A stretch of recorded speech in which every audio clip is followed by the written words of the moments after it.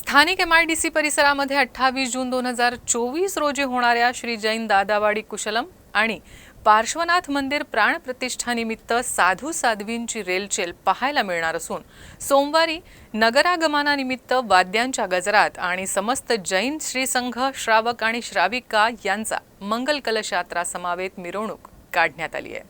ही मिरवणूक श्री संभवनाथ जैन मंदिर ते श्री आदेश्वर मंदिर अशी काढण्यात आली होती। अकोला शहरातील मुख्य मार्गाने मार्गक्रमण करत मिरवणूक श्री आदेश्वर मंदिर इथं पोहोचली। यावेळी ठिकठिकाणी गुरु भगवंताचे स्वागतार्थ जैन श्राविकाद्वारा रांगोळी काढण्यात आली होती। या मिरवणुकीत प्रस्थापित केल्या जाणाऱ्या मूर्त्या आकर्षक पद्धतीने सजवलेल्या रथांवर दर्शनार्थ ठेवण्यात आल्या होत्या।